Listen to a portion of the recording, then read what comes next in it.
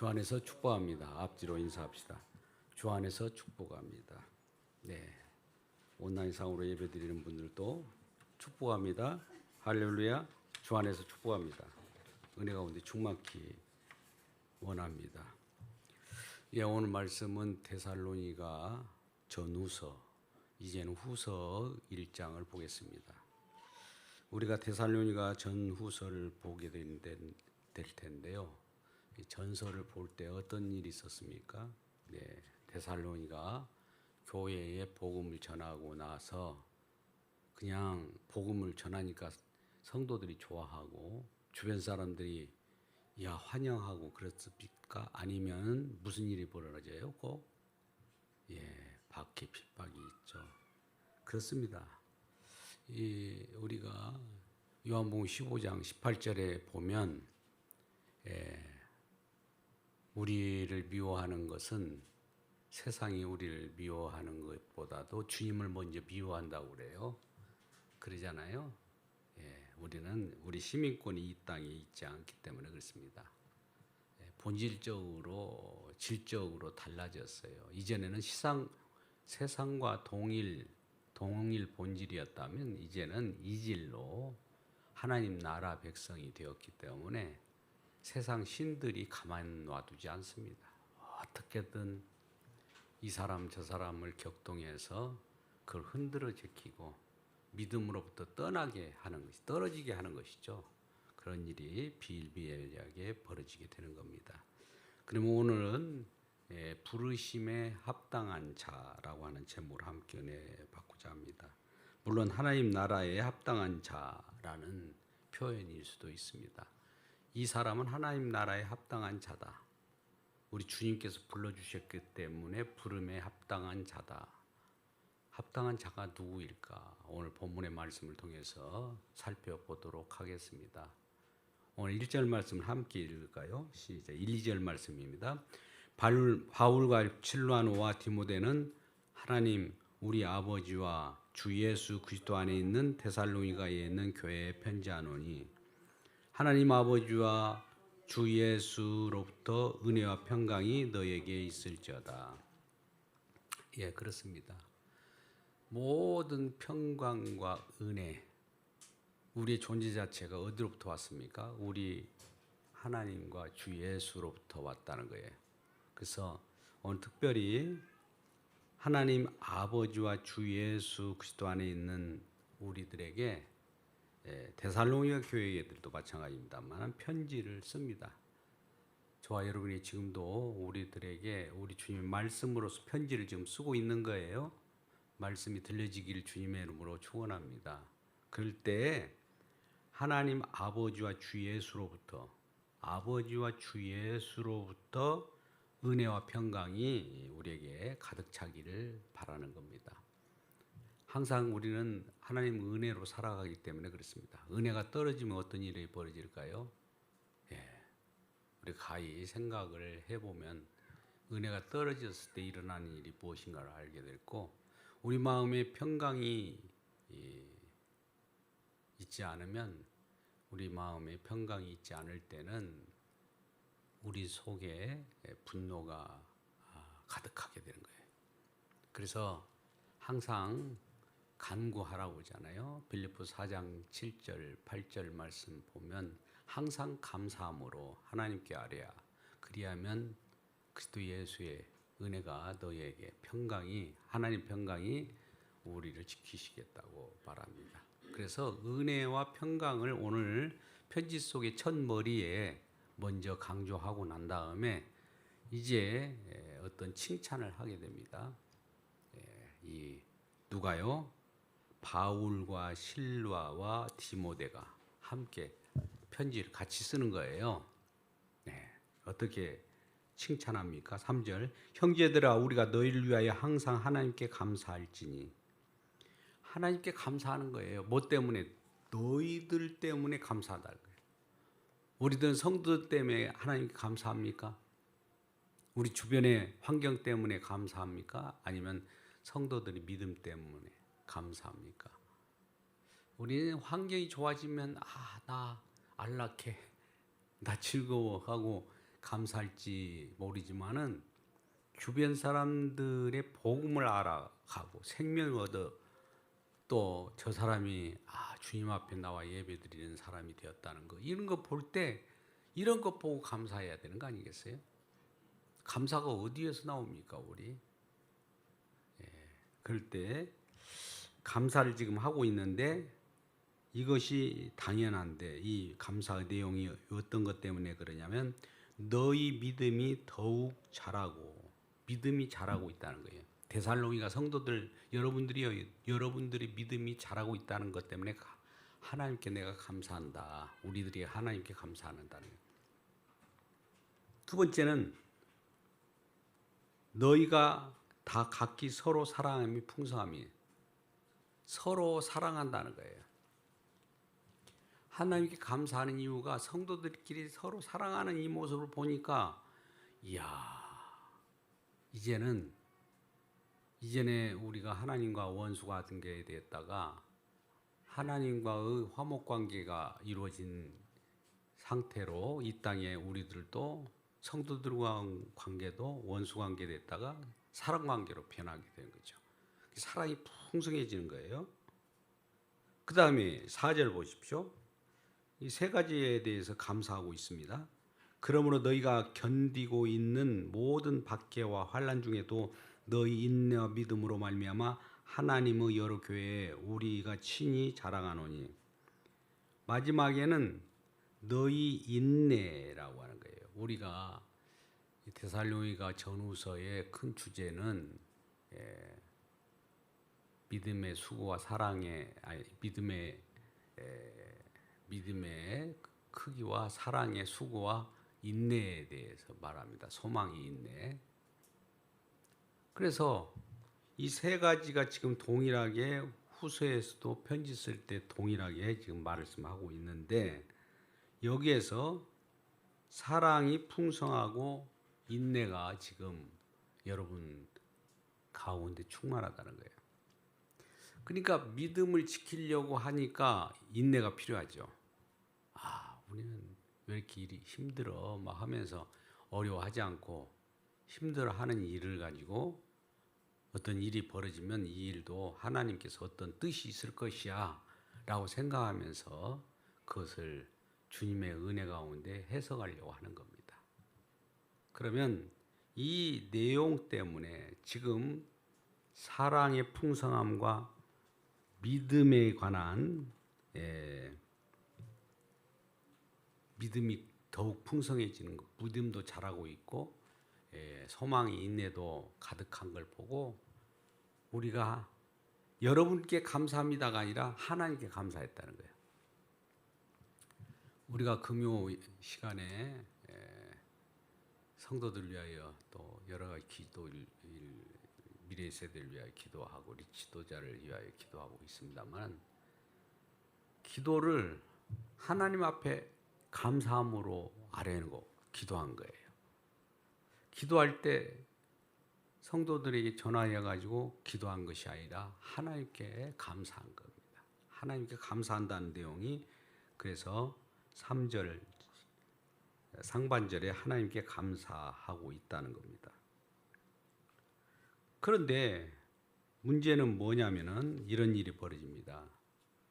이런 믿음과 소망과 사랑을 가득한 데살로니가 성도들이 가득해서 그 사랑 속에서 살아가는데 핍박과 환난이 데살로니 성도들 가운데 강하게 임한 거예요. 여러분 의문이 되지 않습니까? 복음을 알고 정말 믿음이 굳건히 세워졌고 사랑도 가지고 있고 사랑이 풍성하다니까 또 인내를 가지고 있는 이 상황 속에서 이 데살로니가 성도들에게 박해가 일어나는 거예요. 박해가 왜 일어난다고 그랬어요? 저와 여러분이 박해를 받는다는 것을 느끼는 한 그 사람은 성도임을 증언하는 겁니다. 증명되는 것이죠. 그래서 이 오히려 믿음이 더욱 굳건해진다는, 믿음이 더욱 자라난다는 것은 뭐 믿음이 점점 자라난다는 뜻이 아니라 점점 선명해지는 거예요. 사람이 믿음 있는지 어떻게 합니까? 그 사람이 환난을 고난을 닥쳐 보면 확인이 돼요. 보통 때는 어려움이 없을 때는 똑같아요. 믿음 좋다. 뭐 하지만은 환난 고난이 당하면은 그 사람 믿음으로부터 떠나는 사람도 많아요. 나 예수 안 믿겠다고 해요. 목사님들마저도 죽을 때 아이고 그 뭐 믿음이 무슨 소용이 있어. 이렇게 그렇게 돌아가신 분도 한둘이 아니에요. 유명한 사람들인데 그래요. 그러니까 환난을 그들이 당해 봤어야 말이죠.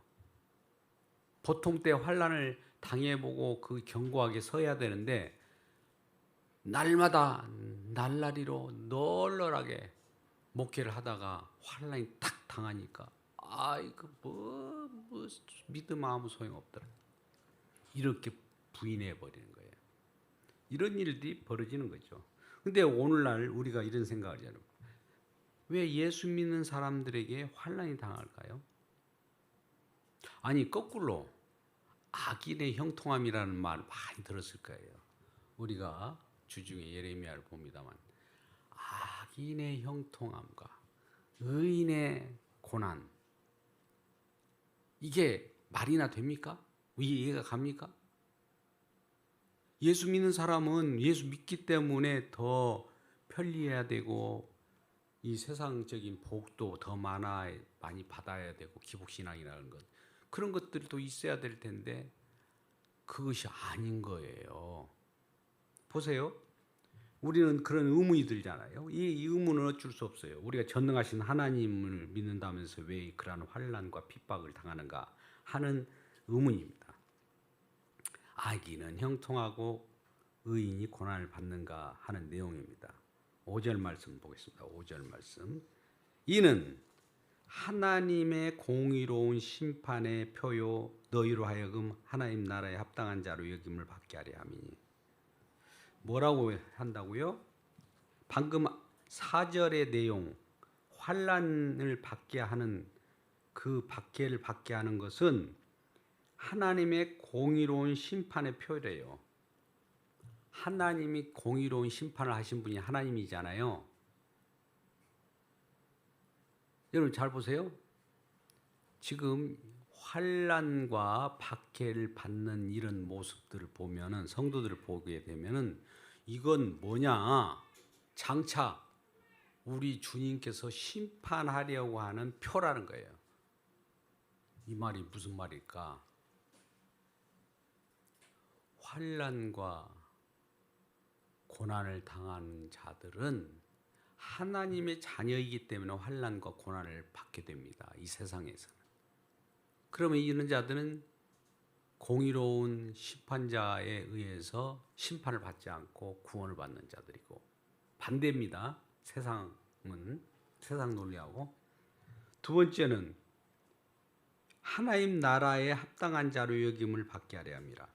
이 사람은 하나님 나라에 합당한 자야 이 말이에요. 잘 들어보세요. 이 복음을 전하고 신앙생활을 잘하는 사람 오히려 환난과 고난이 왜 이렇게 많은지 몰라. 왜 그게 뭐라고 한다고요? 하나님 나라에 합당한 자라는 거예요. 그게 우리 주변에도 본인의 문제뿐만 아니라 가정의 일도 환난이 많아요. 왜 그럴까요? 그게 하나님 나라에 합당한 자라는 겁니다. 하나님 나라에 합당한 자라고 분명하게 여기 성경에 말씀이 쓰여 있어요. 제 말이 아닙니다. 그리고 그걸 통해서 나중에 심판할 때 그들은 옴싹 구원하고 나머지는 다 멸한다는 거예요. 근데 세상의 악인의 형통함이 좋은 것이 아닙니다. 악인은 그러면 왜 형통하게 할까요? 예, 우리 예레미야서나 이사야서나 이런 선지서를 보면 악인의 형통함은 이 악인들이 형통함을 막 드러냄으로써 이 세상의 악이 더욱더 드러남으로써 저런 자들이 심판받을 자라는 근거를 삼기 위한 겁니다. 악이 드러나지 않으면 누구를 심판할 거예요, 여러분? 이 세상에서는 그 악인이 자꾸 예수 믿고 복음 전하는 자를 박해하고 심판함으로써 잘한다, 너들 잘한다. 나중에 어떻게 하려고요? 네. 최대한도 이 세상 이제 종말의 시대라고 하면 종말 시대는 더욱더 극심합니다.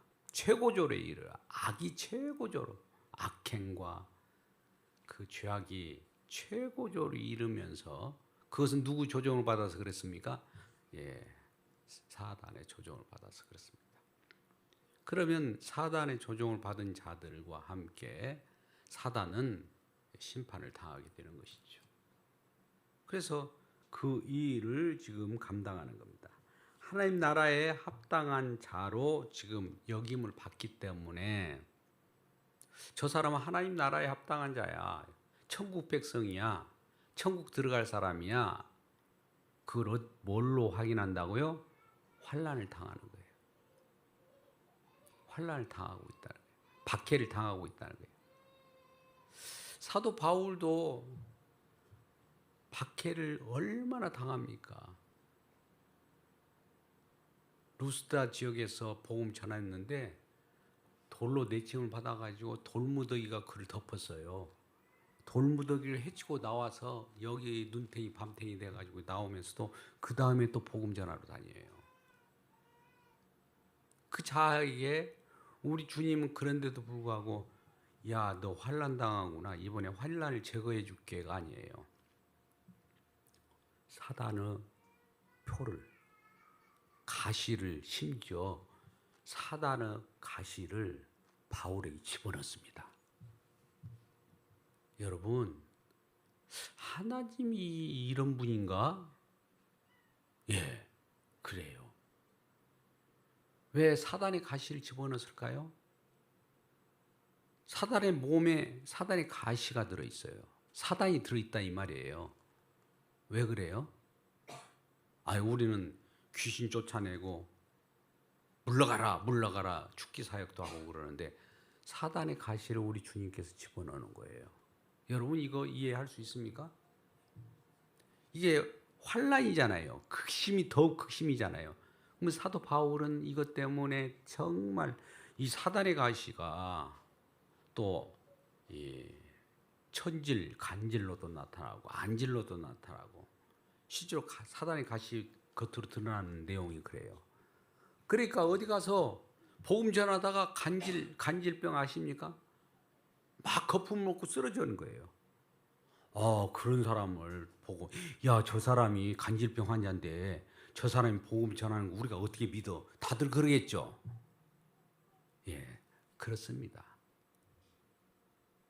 여러분들이 제가 심히 사단의 가시를 가지고 무슨 천질, 간질 갑자기 쓰러지고 발관을 하고 있다가 다시 또 올라와서 여러분 복음 전하면 여러분 믿겠어요? 못 믿을 거예요. 그런데 사단의 가시를 바울에게 이렇게 집어넣어서 사단이 가시가 이렇게 있으니까 바울이 괴로운 거예요. 그래서 하나님 앞에 3번씩 기도합니다. 쉽게 말하면 쪽팔리다 이거예요. 왜냐면 복음 전하는데 내가 약장수를 하려면 약에 걸맞게 약장수에 걸맞게 튼튼해야 약도 선전하는데 내가 병들어서 여러분 이 약은 여러분 만병통치약입니다. 이러면 여러분 믿겠습니까? 이런 역설이 어디에 있어요? 그런데 이거는 그 안에 바울의 능력으로 복음을 전하는 거 아니라는 거예요. 바울의 실력으로 전하는 거 아니라 그 약한 데서 강한 하나님 능력이 나타납니다. 할렐루야. 이게 하나님의 역설이에요. 복음의 역설입니다. 그러면 세상 사람들이 이걸 믿을까요? 저런 좀 억울하고 또 힘에 겨워서 저런 사람 이상한 사람이 복음을 전하는데 우리가 어떻게 믿어? 예, 그렇게 그런 걸 어떻게 믿어라고 하는 미련하게 보이고 별 볼 일 없어 보이고 그런 곳에 복음을 숨겨놓습니다. 숨겨놓았어요. 근데 그걸 알아차린 자들은 어떤 자들일까요? 성경을 보면은 사도 바울이 그렇게 나타난다는 것을 미리 알아요. 성경 말씀을 보면. 마지막 때는 복음을 전하는 자들이 화려하게 복음 전합니까? 아니에요. 아무 이름 없이 정말 어떤 사람은 그래요. 우리야 여기 그래도 2층에 올라와 있지만 지하에서 평생 그냥 아침에 가면은 컬컬컬컬 하면서 복음 말씀 증언하면서 성경 말씀 보고 또 성도 들어오면 한두 사람 오는데 너무 반갑게 하고 컬컬컬 하고 전한단 말이죠. 그러면 요즘 날 이제 어느 정도 목회하는 사람들은 목회 실패했네. 아유 어쩌면 저렇게 세상을 살까. 그런데 주님께서는 아까 어떤 사람이라고 어떤 분이라고 공의로 심판하신 분이라고 하잖아요. 언제 심판합니까? 재림 때 딱 열어보는 거예요. 세상에 우리가 라오디게아 교회라는 곳이 있었어요. 요한계시록 보면 7교회 중에 하나인데 거기는 모든 것이 풍족했어요. 모든 지혜도 풍족하고 사람들도 너무 많아요. 그런데 실제로 뚜껑을 열어서 주님께서 평가해 보니까 아무것도 없는 거예요. 아무것도 없는. 주님의 평가가 중요합니다. 우리는 눈으로 우리 육신으로 평가하지 마십시오. 사람들을. 그래서 5절 말씀 하나님의 공의로운 심판의 심판의 표라는 거예요. 심판의 표. 환난과 박해를 받는 것이 심판 중에 구원받는 표이고 박해한 자는 어떻게 했다고요? 심판을 받을 자라는 거예요. 그걸 더 구체적으로 6절, 7절, 8절 말씀이 나옵니다. 6절, 7절 말씀 가운데 한번 같이 읽어보자고요. 시작. 너희로 환난을 받게 하는 자들에게는 환난으로 갚으시고 환난을 받은 너에게는 우리와 함께 안식으로 갚으시는 것이 하나님이 공의시니. 일단 여기까지요. 하나님 공의의 심판을 하신다고 했잖아요. 근데 이것이 공의라는 거예요. 공의로운. 어떻게 해요? 환난을 받게 하는 자들에게는 환난은 언제요? 저와 여러분을 박해하고 환난을 받게 하는 자들에게는 재림 때 그들에게는 이제 환난으로 주님께서 보복하신다는 거예요. 그리고 환난 받는 우리 데살로니가 성도들뿐만 아니라 지금 성도들 간에 우리 교회 가운데 환난이 있습니까? 가정 가운데 환난이 있습니까? 환난을 받고 있는 우리들에게는 뭘로 안식으로 갚으신대요. 안식. 우리는 안식이라는 게 굉장히 중요합니다. 안식. 우리 주님은 안식의 주인이죠. 안식은 누구를 위하여 있습니까? 주님을 위하여 있습니다. 안식은 사람들을 위하여 있다 이 말씀을 하시는데 그 사람은 주님을 얘기해요. 예, 우리는 죄인이고 사람은 예수님밖에 없어요. 사람이라는 건 죄 짓지 않는 사람 말을 합니다. 그러니까 안식은 누구를 위하여 있다고요? 주님을 위하여 있어요. 근데 주님을 위하여 있는데 주님은 우리를 포함하고 있을 때 우리는 안식에 들어가는 거예요. 주님이 우리를 포함하고 있을 때 저와 여러분 불러서 포함합니다. 이 교회잖아요. 그죠? 교회라는 것이 우리 주님이 교회의 머릿돌이 되셔가지고 이 땅에 유지되고 있어요. 그러면 우리는 지체로서 붙어요. 지남철로 자석으로 이렇게 복음 전해가지고 붙으면 예수님은 교회의 머리 되고 우리는 그의 지체로서. 이게 교회인데 이게 주님이에요. 하나님 형상이라고도 하고 그 하나님의 형상을 위하여 안식이 주어진 거예요. 안식이라는 것은 우리가 쉬는 걸로 이렇게 생각하는데 쉽게 표현하면 쉬는 것도 안식이에요. 그래서 7일 안식교, 7일이 있고 또 우리가 50일이 있고 희년 50년도 있습니다. 다 안식에는 해방을 주잖아요. 어저께가 광복 해방일이었다면 우리들에게 해방을 준다는 건 어느 그 죄에 매여서 지옥으로 형벌을 받아야 되는데 거기서 해방을 받는다는 거 얼마나 기쁩니까? 이게 안식이에요. 우리가 그냥 안식하면은 이것이 무슨 내용인지 몰라요. 해방하면 무슨 내용인지 몰라요. 그런데 그 전에 무슨 일이 있었을까요? 해방이라는 것은 그 전에 종노릇에 매인바가 되었던 거예요. 억눌림이 있었다는 거죠. 오늘날 우리 모든 사람들이 사회 심리적으로 모든 고통을 받고 있어요. 그래서 위로의 목회를 해야 된다는 거예요. 날마다 괜찮아, 내일은 좋을 거야. 모레는 더 좋을 거야. 괜찮아질 거야. 근데 이걸 우리가 세상 말로 팩트, 정확한 이 사실, 관계를 팩트를 가지고 진단해야지. 무슨 문제가 계속 더 커지는데 괜찮아질 거야 하면 되겠습니까? 내일은 우리가 무슨 쌀밥을 먹을 거야. 옛날에 보리밥 먹는 사람들에게 그런 얘기를 하는 것 같은 거예요. 먹지도 못하면서. 실제로 먹어야 되는 거예요. 먹어야. 지금 먹어야 돼요. 이 비유는 우리가 당나귀의 앞에다가 당근을 딱 놓고 이 철사로 혹은 고정된 걸로 이렇게 치 놓습니다. 그러면 이 당근을 이렇게 쳐다보는 당나귀는 계속 그걸 쳐다보고 가요. 그러면 당근도 그만큼 앞으로 전진하는 거예요. 더 가면 더 전진해요. 그러니까 당근을 먹기 위하여 당나귀가 막 달려가요. 그런데 먹어요, 못 먹어요? 못 먹어요. 지쳐요. 그걸 먹기 위해서 지치는 걸. 이게 고문이잖아요. 이걸 희망 고문이라고 하는 거예요.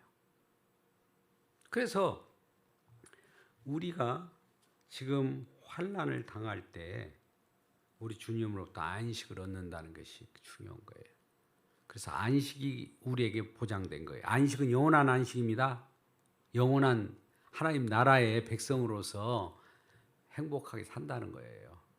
그런 일이 벌어진다는 겁니다. 그리고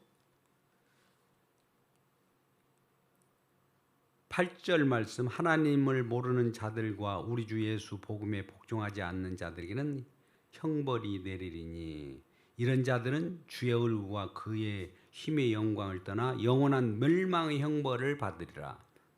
영원한 멸망의 형벌. 누구에게요? 하나님을 모르는 자들. 하나님 모르는 자들은 뭡니까? 우리 주 예수 복음에 복종하지 않는 자. 물론 예수 그리스도를 믿는다고 하지만은 아직 사실 믿는 것처럼 보이지만은 아닌 사람도 있을 거예요. 우리 교회는 그런 분이 없었겠지만은 주변에는 사람들 몰려다니고 이리저리 하는 데가 얼마나 많습니까? 도저히 이해가 가지 않는 이데올로기로 막 애국 운동을 하는데 사람들이 몰려들어요. 복음이 전해지지 않고. 그래서 저 사람들이 막 그러면 거기서도 막 찬양을 해요. 찬송을 하고. 저게 뭘까? 그 이데올로기는 신앙이 아니라 신념입니다. 신앙과 신념을 아십니까? 자기 욕망의 욕구에 자기 욕심을 투영한 메시아가 있어요. 자기를 위한 하나님을 믿는 사람들이 이데올로기나 정치, 군중 집회라든지 이럴 때 선동가 이런 사람들 많이 따르는 거예요. 복음을 전하면 복음 때문에 우리가 거기에 끌려서 가야 될 거 아닙니까? 복음. 복음은 누구를 얘기합니까? 예수 그리스도. 더 구체적으로 예수 그리스도의 십자가. 더 구체적으로 예수 그리스도의 십자가의 살과 피. 살과 피가 있어야 돼요. 살과 피. 살과 피를 전하지 않고 날마다 우리가 이민족을 살려야 됩니다. 물론 애국운동도 좋죠. 신앙과 상관없이 뭐 일반 사람들이 애국운동하는 건 좋아요. 그런데 그 애국운동이 신앙이라고 생각하면 큰일 나는 거예요. 그 애국운동에 다 이렇게 들어가가지고 거기에 편협돼가지고 신앙을 잊어버리는 거예요. 여러분, 예수님이 십자가, 예수님 옆에다가 민족운동, 애국운동을 딱 놓을 수 있습니까? 같이 이렇게 놓을 수가 없잖아요. 그럴 수 없는데 그러고 있어요. 또 신학자가 거기에 또 있습니다. 받쳐져 있어요. 아니, 괜찮은 신학자였다고 내가 생각했는데 그런 사람들이 그렇게 변질되어 버리더라고요. 그래서 아무튼 그들은 복음을 복종하지 않는 자들이에요. 그래서 형벌을 받게 되고 멸망의 형벌을 받으리라. 그런데 10절 그날에 이제 드디어 날이 나옵니다. 그날에 그가 강림하사 그의 성도들에게 영광을 받으시고 모든 믿는 자들에게 놀랍게 여김을 얻으리시리니 이는 우리의 증거가 너에게 믿어졌습니다. 증거, 계속 복음을 증언하는 내용들이 믿어지는 거예요. 이러므로 우리도 항상 널 위하여 기도함은, 여기에 너희를 위하여 항상 감사할지니라고 3절에서 시작됐다가 11절 말씀에는 어떻게 말씀합니까? 이러므로 우리도 항상 너희를 위하여 기도함은, 우리도라는 거 누구라고요? 바울, 실라, 디모데가 항상 너희를 위하여 기도하겠다. 지금 기도하고 있는 거예요. 우리 성도들이 지금 저만 기도하는 것이 아니라 실라와 디모데 또 등등 기도하듯이 같이 기도하는 거예요. 항상 어떤 걸? 우리 하나님이 너희를 부르심에 합당한 자로 여기시고, 하나님이 그 부르심에, 아까 부르심이라는 것은 뭐라고 그래요? 하나님 나라에 합당한 자로 부르셨다고 했죠. 천국 백성으로 부르신 거죠. 합당한 자라는 것은 천국 백성이잖아요. 하나님 나라에 합당한 자라는 거예요. 그 천국 백성에 합당한 자로 부르심의 자로 여기시고 모든 선을 기뻐함과 믿음의 역사의 능력으로 이루게 하시옵니다. 모든 선을 기뻐한다. 우리 선은, 성경에서 나오는 선은 하나님이 하신 일을 선이라고 그래요. 인간이 말하는 이 선악 이런, 인간이 말하는 선은 여러 가지 착한 일을 하면 선이라고 하지만 그것이 아닙니다. 하나님이 하신 일은 무조건 선이에요. 그럼 하나님이 하시지 않는 것은 악이 되는 거예요. 그래서 믿음의 역사를 능력으로 이루게 하셨습니다. 믿음을 더 강조합니다. 믿음. 아까 믿음 하면 아이고 너무나 많이 들었다. 근데 믿음의 역사, 사랑의 수고, 인내, 소망의 인내, 이 세 가지가 데살로니가의 키워드예요. 뭐라고요? 믿음의 역사, 사랑의 수고, 소망의 인내. 왜? 데살로니가 성도들이 그 정도로 어려움을 겪은 거예요. 극심한 환난을 또 겪어요. 누구로 인하여 환난을 겪습니까? 유대주의자, 사단의 회. 꼭 복음을 전하면 복음을 전할 때 뒤따라오는 것이 박해예요. 누가? 율법주의자들, 유대주의자들. 주변에 그런 자들이 와가지고 복음을 전하면 아니야 아니야 그거 아니야 라고 복음을 전하는 것을 복음을 받은 자들에게 아니라고 또 이렇게 아니야 아니야 하고 다니는 사람이 있어요. 그러니까 그런 자들은 뭡니까? 이 땅에 하나님 복음을 전하려고 할 때 그것을 박해하는 자들이죠. 박해하는 자들이 꼭 나타납니다. 우리 교회는 박해하는 자들이 나타납니까? 안 나타납니까? 외부에서 박해한 자들이 와서 박해합니까? 복음을 전하면 복음에 합당한 자라고 할 때는 주님의 일이잖아요. 복음은. 근데 내 일이 아니기 때문에 박해하는 거예요. 내일 좀 해달라는 게 내일. 내일 아닌 건 내가 그거 다 아무 소용없어. 뭐 이렇게 방해를 하는 것이죠. 그래서 어떠한 자들이 형벌 받는다고요? 8절 말씀 같이 하나님을 모르는 자와 우리 주 예수 복음을 복종치 않는 자들에게 형벌이 임할 것이라 라는 겁니다. 자, 마지막으로 우리 지금 환난을 받고 있는 자들에게는 안식으로 하나님께서 갚아주신다고 했고, 환난을 받게 환난을 주는 자들에게는 그들은 나중에는 자기들이 환난으로 찔림을 받게 되는 것이죠. 이 말을 우리는 이렇게 생각해 보세요. 우리가 부자와 나사로 얘기를 들어보셨나요? 정말 세상 속에 부자는 날마다 호화로 연락해요. 오늘 또 진수선창으로 이거 맛있게 먹고 또 요즘 날은 그런다면서요. 예전에도 그랬다고 그러는데 너무 맛있어가지고 밖에 나가서 또 오바이트 하고 나서 또 와서 또 먹는데요. 또 이런 분들이 계십니까? 너무 식도락 너무너무 즐기하는 거예요. 또 옷도 얼마나 왕적 옷을 입고 다니는 거예요. 그러면 사람들이 막 우러러봐요. 아이고 부자님 최고입니다. 부자님 또 이렇게 표현도 하고 최고입니다. 그렇지 그럼. 그런데 그 집 안으로 들어가고 나가는 그 속에 문 앞에 있는 나사로는 어떤 사람입니까? 개와 함께 지내는 거예요. 개. 짐승하고 같이 짐승과 동일. 그래서 먹는 것도 던져줘야 되는데 안 던져줄 수 있죠. 그걸 들여다 봐야 말이죠. 길러야 말이죠. 그렇게 지내는 거예요. 근데 그렇게 지내다가 이제 죽었어요. 나사로도 죽었어. 부자는 죽었을까요? 안 죽었을까요? 부자도 죽었어요. 이제 완전히 바뀐 거예요. 부자는 이제 그전에는 환난을 당하게 했어요. 나사로를. 개만치도 못하게. 근데 결과적으로 자기가 환난 속에 들어가네. 너무 극심한 환난이어가지고 저 나사로에게 그때도 자기 종인 줄 아는가 봐요.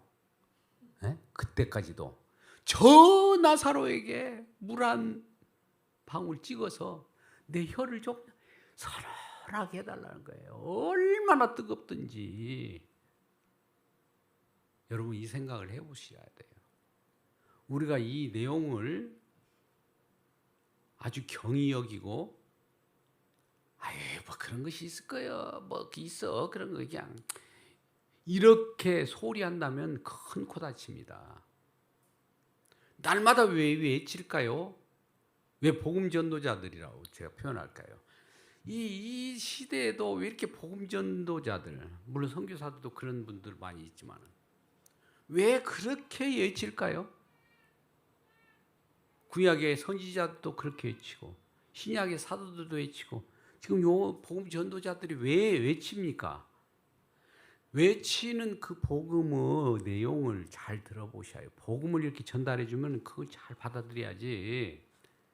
요즘에 외치는 자들이 이렇게 가두리 양식장처럼 교회 사업을 하니까 문제인 것이지 이거 큰 문제예요. 그러지 않고 복음을 전달하면 그것을 받아들인다는 것은 얼마나 나에게 생명을 얻은 놀라운 일이에요. 이거 일대 이처럼 큰 것이 없는 거예요. 또 이것도 멀리 있는 사람들에게 전하라는 것이 아니에요. 먼저 내 가족, 내 자녀들에게 먼저. 이들 또 나중에 이런 형벌을 받지 않도록 해야 할 거 아닙니까? 그래서 오늘 말씀의 내용은 데살로니가 성도들이 고난을 당하고 환난을 당하는데 여기에 다시 편지를 보내서 위로도 합니다. 내가 하나님께 감사한다. 너희들이 믿음이 이만큼 견고해졌고 사랑도 수고도 커졌고 인내도 계속 있지만 환난을 당하는 것은 하나님 나라에 합당한 자야. 부르심에 합당한 자야. 그리고 공의로 내가 심판을 할 텐데 나머지 환난을 가져다 준 자들은 내가 심판할 거야 라고 하는 내용이에요. 그래서 오늘 또 어려움을 겪고 있거들랑 주님이 우리를 천국 백성으로 합당한 자로 여기심을 받게 하려고 그러는구나 하면서 감사하는 우리 모두가 되기를 주님의 이름으로 축원합니다. 기도하겠습니다. 아버지 하나님 감사합니다. 우리 주님의 은혜가 충만케 하여 주시고 하나님이 영광의 찬송을 부르게 할 때 우리 마음에 믿음의 역사와 사랑의 수고와 인내의 소망을 갖게 하여 주옵소서. 예수님의 이름으로 기도드리옵나이다. 아멘.